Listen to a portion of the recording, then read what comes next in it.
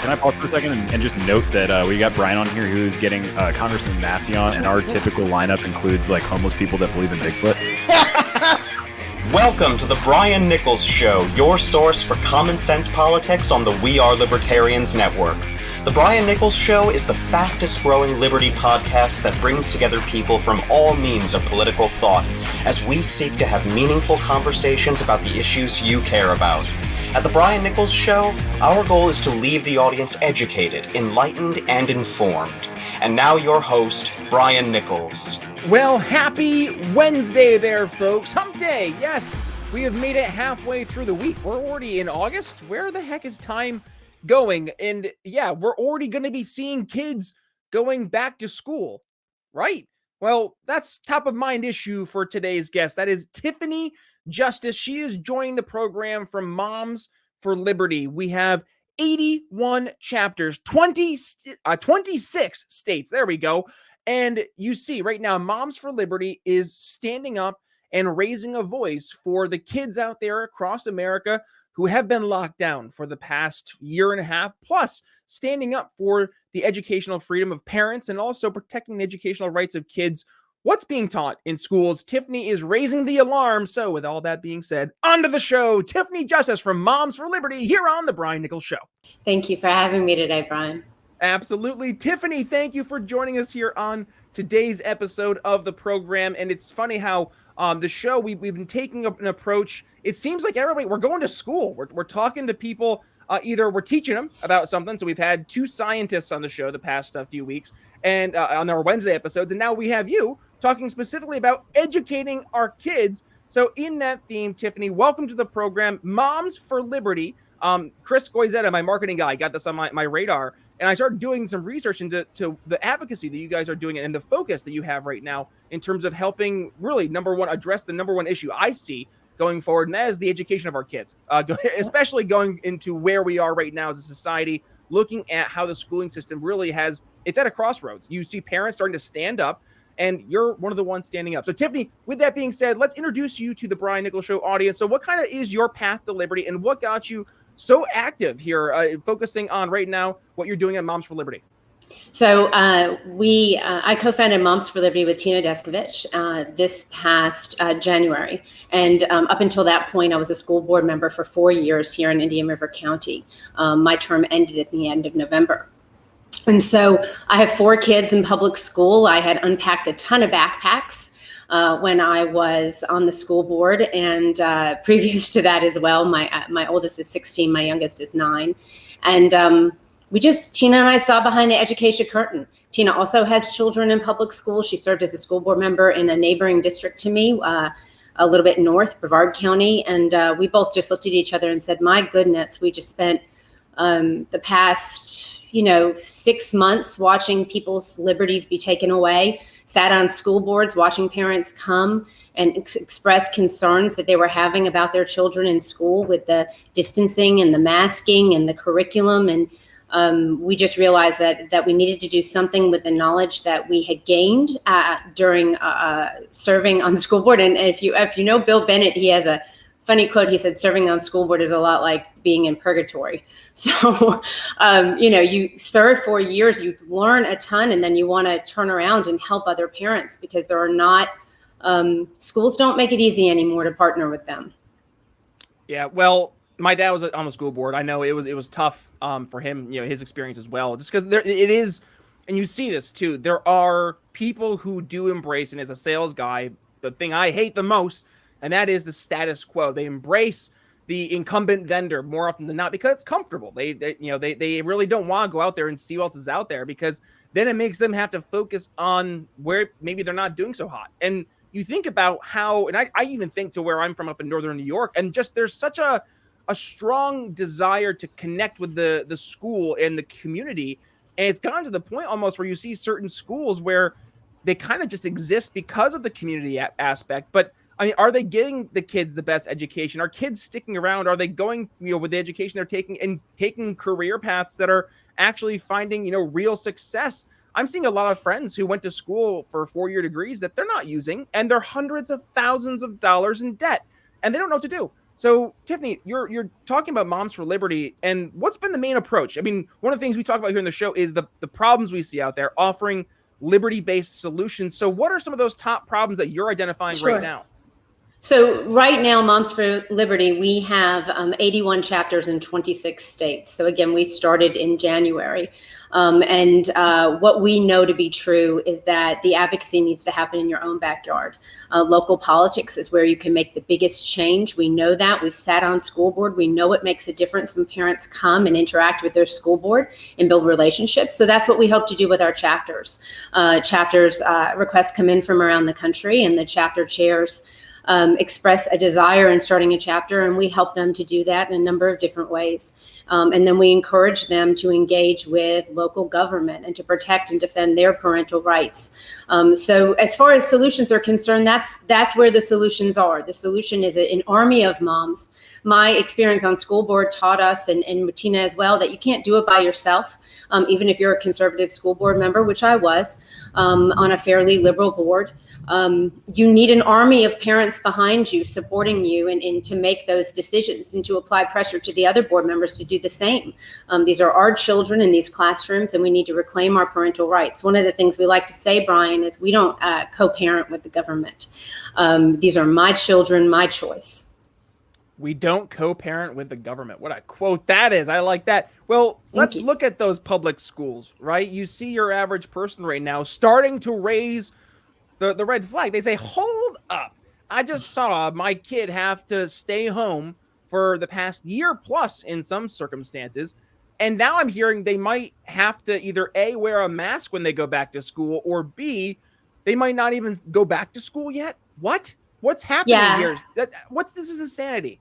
Well, I'm going to say, I'm thankful to President Biden for coming out today and saying that American public schools need to be open, every classroom. So I'm going to applaud him for that. And we appreciate that, because the movement by the teachers union and Randy Weingarten coming out and saying so callously, we hope classrooms will be open, but and kind of leaving this, question lingering in the air for parents is completely unfair.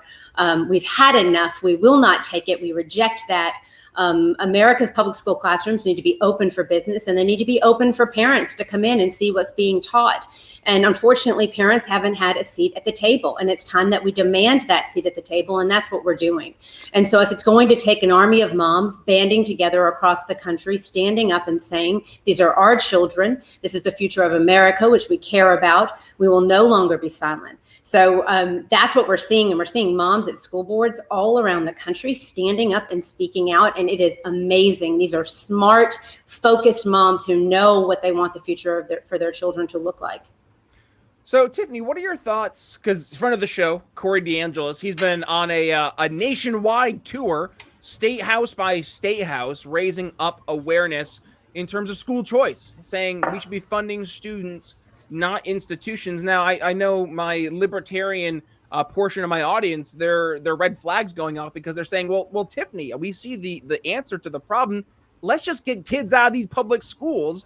Do you see that maybe as an argument, or are you maybe on the approach of saying, let's maybe fund students, not institutions like Corey's going, or do you see merit in the public schooling system still going forward? So I have to be honest with you, when you work in public schools, whether it's a teacher or even as a school board member, you kind of fall in love with them sometimes because the kids are so amazing, and there are so many amazing teachers that care so much. And I have seen personally, and I have heard so many stories about teachers who have changed children's lives. And so 80% of Americans send their children to public school, whether that's a choice or not, is what I think we need to talk about. And the truth is that school choice seems to be the way forward in order to put pressure on schools to reform and to change and to open up to parents. And so I really feel like, they're making the argument for us. I know Corey has said that before. He holds the union's feet to the fire. And so, we know that a portion of America's families are going to continue to participate in public schools. And we believe in the power of public schools to change lives. So, is school choice something that's important and needs to happen? 100%, absolutely. And if we had more school choice, I don't think we will be facing the issues that we are now. So that's something that I think we have to continue to work forward to making that happen. But right now, in the moment, we do have kids, and it's like teachers unions don't even want them in the classrooms. So they're not really leaving with us with a lot of options. And I have to be honest and say, another year of this nonsense, parents are not going to have it. I see parents across the country pulling their children out of school left and right. I just think that what's going on now is just parents will not stand for it. We will not. No, and I mean, what was the number I just saw? 40% of teachers in New York City, the illustrious red city that it is, not getting vaccinated.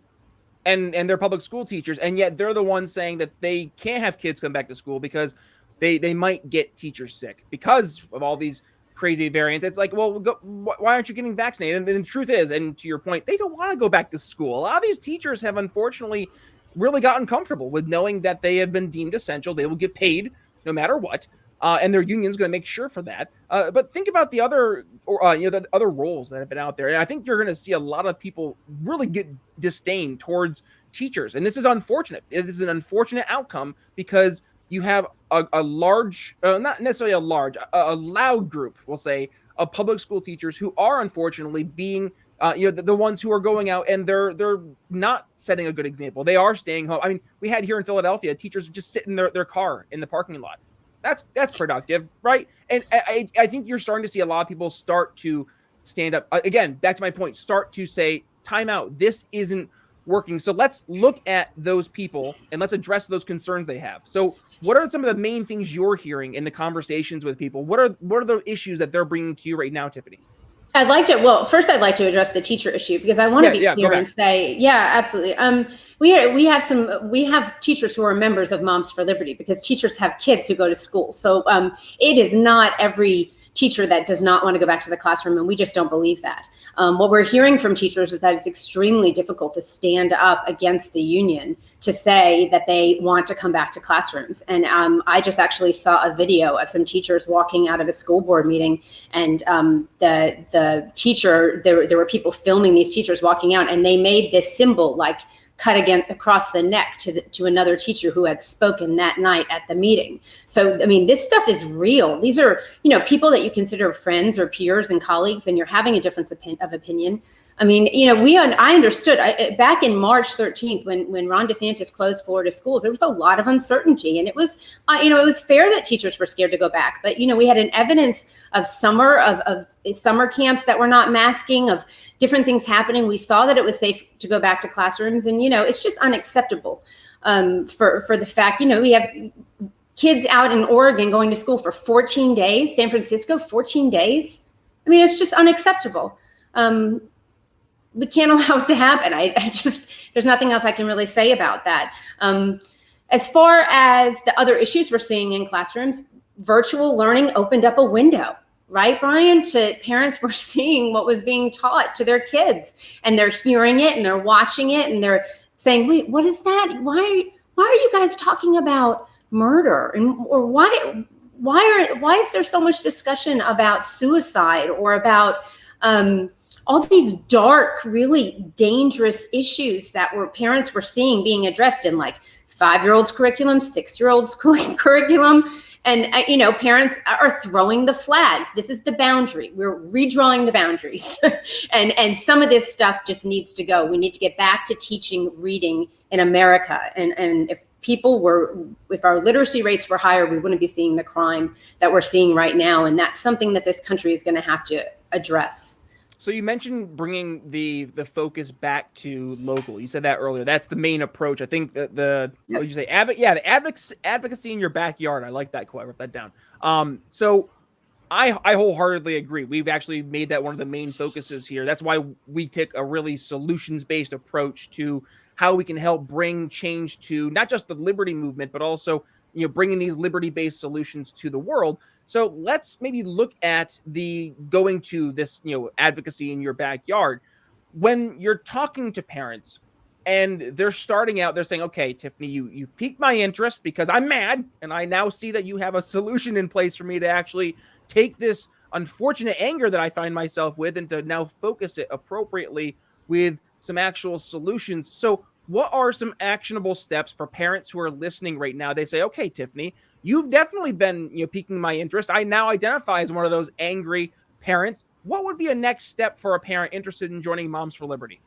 They can go to our website, that's momsforliberty.org, and you can click on the chapters button and you can find a chapter near you or submit a request to start a chapter if there isn't a chapter near you. But for parents, just in general, I say, do you know when your school board meets? Do you know who your school board members are? Do you know when those elections are held? Do you know what it takes to run for school board, just out of curiosity? Who represents you?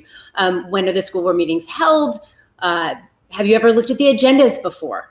The district should be willing to work with you to a certain degree if you have questions about agendas. So, you need to begin to build a network. And so, we also encourage our chapters to go to other members of the community that have served in elected office, maybe former school board members or other people that are active, and to ask for help, because a lot of the members that we have that are joining Moms for Liberty are completely new to politics. It's not something that they've paid a lot of attention to, local politics, before.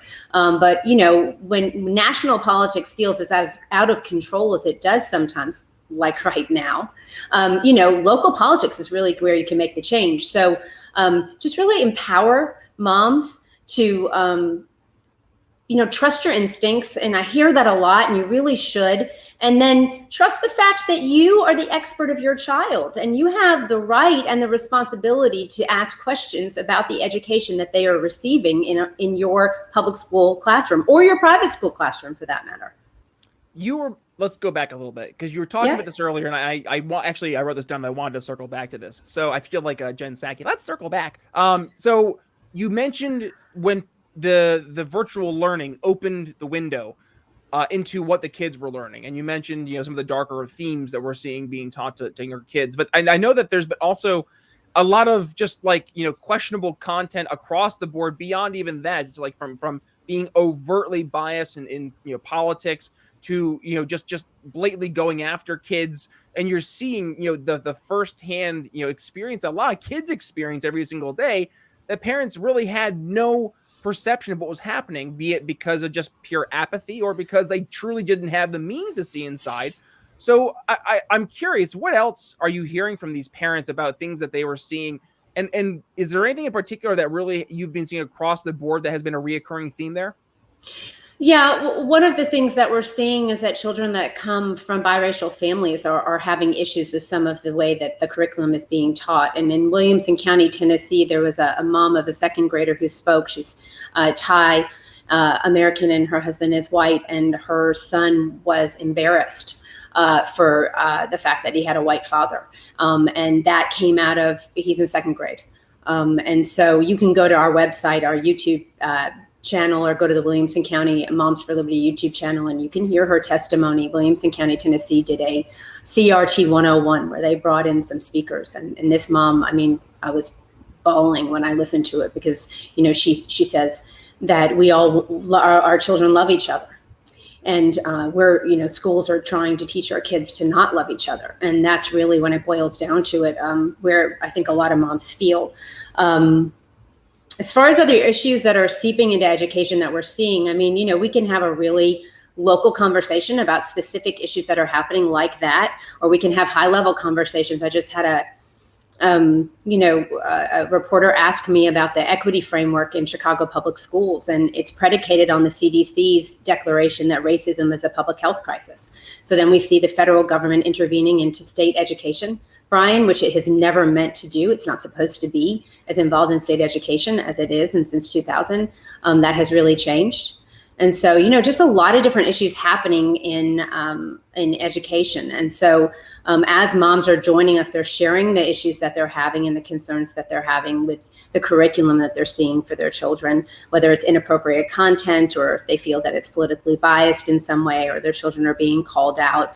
My own children have experienced in the classroom being called out because of my political beliefs or because of my advocacy. So, whether parents are dealing with that, or we're having, some really serious conversations with moms about, who has an influence on your child's education and who said that was okay. And so a lot of the work that we do is educating and empowering moms, and then trusting them when they see or hear something that they're listening to and they say, gosh, that just doesn't sit well with me, to ask questions about it. And, it's pretty remarkable. But I think, Brian, we're all, every day I'm on Twitter and I see these just story after story after story of these things, and everything you look at, you're like, no, that can't be true. Is that true? I can't even, and it's just echo chamber of outrage constantly. And it's like, when is enough evidence that something is afoot here in American public education, and parents are saying, stop, respect us, respect our parental rights, and let us see what you're teaching our kids. We shouldn't have to do a public records request to learn what our children are, to see what our children are learning in classrooms. I mean, you shouldn't, right? You should be able to go to your parent teacher conference and ask, and they should be like, of course I can show you what we're teaching our kids. You have to go to a FOIA request or something to go get the information, which is just absolutely insane. But have you seen any of the estimates? No, hit me with it. Oh, like $97,000 for emails. I mean, there was 107. Oh, it's just, I mean, some of the estimates from districts for public records requests, and everything's digital now, is just, I mean, parents have no recourse, and we say parents should have free course. So, if you're a lawyer out there and you want to start championing some parents, it seems to us that a lot of times we're looking to legislators, to governors, to other people to help us to navigate through this. But the truth of the matter is that we're going to have to fight some cases in court. Courts, unfortunately, have just not been that friendly to parents, and districts have like millions and millions of dollars that they spend on lawyers and litigation. There's never a question when you get sued, like, are we going to fight this? It's just, win. Right. Well, and I guess my libertarian in me is just screaming, like, we get kids out of the public schools. Then I see the merit of the argument of yesteryear, but I guess, like, with the advent of the technology, and this is one thing I always get excited about. My day job, I'm a sales executive in the greater telecommunications and cybersecurity world, and to see how quickly technology is advancing. I mean, I look at this little device that we all have called a smartphone. And for Gen Z, that is quite literally the starting off point for baseline technology for them.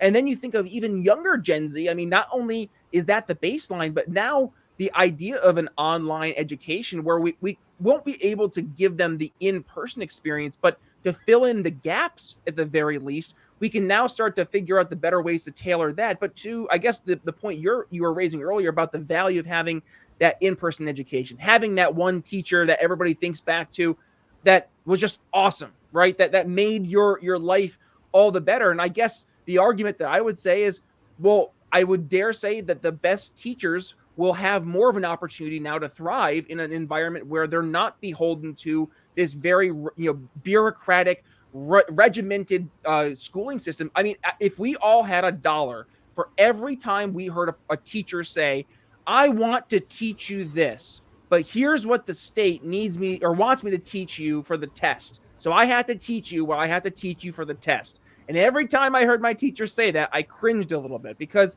they wanted to teach. They wanted to make sure that you got it and that they could work with every student. But they have this one standardized test the state has mandated to say that this is what we consider to be a success. This is, you're going to be good test takers. And by that, you're going to be good little applicants at the DMV when you go and you fill out your forms. We see that time and again, as long as we can fill the little bubbles out for the Scantron. That's all they want us to do, Tiffany. I think it's a big conspiracy by Scantron Incorporated. I'm not gonna fight you on some of that, Brian. Here's what I'm gonna say. Teaching to the test is bad for kids, but open reign for teachers right now can't be trusted. So, where do you draw the line between the freedom for teachers in classrooms to, bring in curriculum, right? And to teach what they like to teach? Like, well, yeah, yes. But I mean, we're talking about freedom for teachers to teach, and, supplemental curriculum is a huge issue in America's public schools until we address supplemental curriculum. So that's not the stuff that the district adopts, right? The core curriculum is what the district adopts. But supplemental curriculum would be other things that are added to the child's experience to help to differentiate the learning or to, enhance it. And Until we address that, we are shoveling water with a rake. Teachers have access to the internet, and you and I know you can pull up anything on YouTube. You would be, if someone's watching this and you want to see what kind of supplemental curriculum sometimes creeps into your children's classrooms, there's a website called Thug Notes. They did this Catcher in the Rye spoof or parody or something.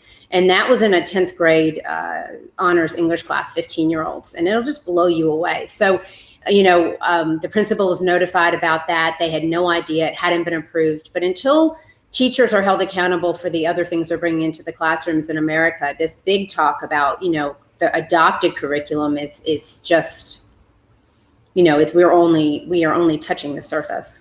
Oh, well, Tiffany, unfortunately, sorry to end on that note. No, we're not going to end on that note. I promise, because for what we do at the show, and my audience knows me at this point, they're like, Brian's not going to let the show end on a sour note, because I always have to. Here's a sales cycle, right? All the salespeople in the show, the audience, they're nodding their head in agreement, because at the end of the sales cycle, you have to do the reality gap. So where we are to where we're going to be with this new advent of, in this case, the solution that you're bringing forward. This is Moms for Liberty, and this is moms standing up. So let's paint that better future. Where do you see things going forward? 6 months, 12 months, dare I say 24 months, as we head towards those, just around the corner, 2022 midterm elections. Tiffany, what are your thoughts here in painting that better future for us?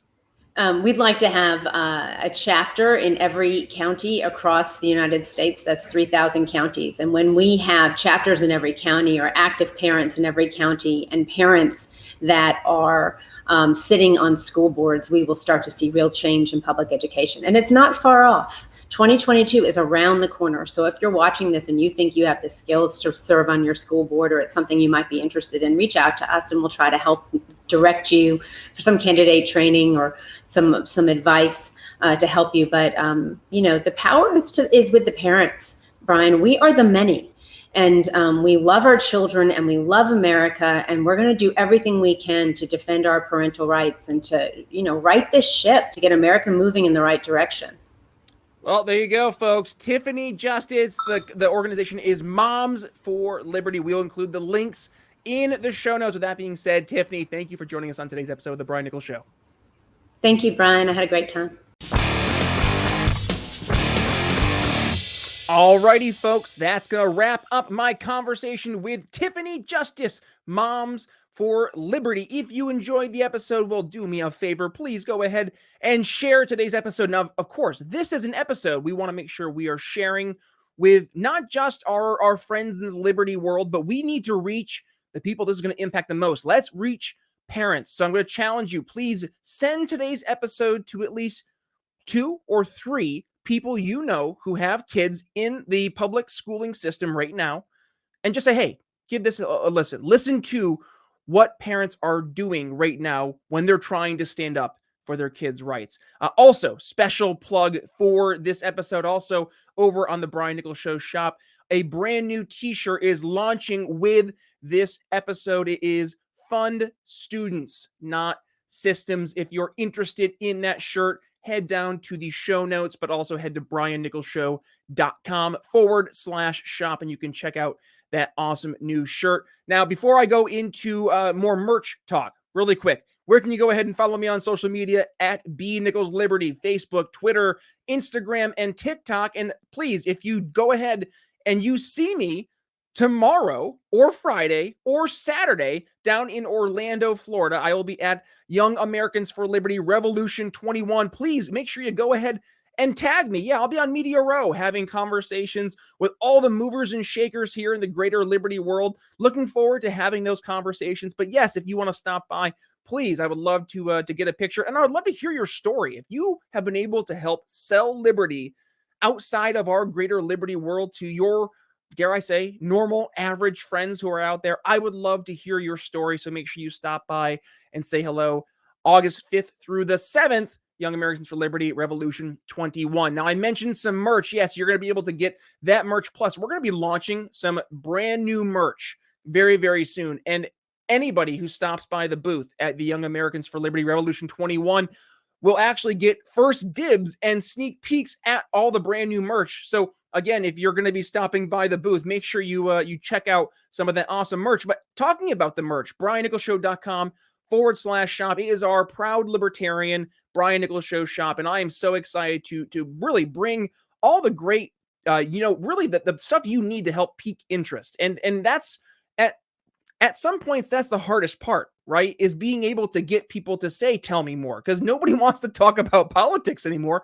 And who can blame them? So what we're doing is we are going to be building up a brand new, really a big library of tools that are going to be really focusing on top of mind issues and through a Liberty sales perspective. So I'm saying all that because, yes, some of our classics that we've had here in the Brian Nichols Show shop now for the past quarter or so, those are going to be going away. So if you want to go ahead and check out all the amazing stuff we have right now in the Brian Nichols Show shop, before some of the stuff is taken out and put away for the time being, please head to briannicholsshow.com/shop. By the way, use code TBNS and you'll get 10% off there at checkout. Also, want to go ahead and give a great shout out to our awesome friends over at the Sound Mind Creative Group.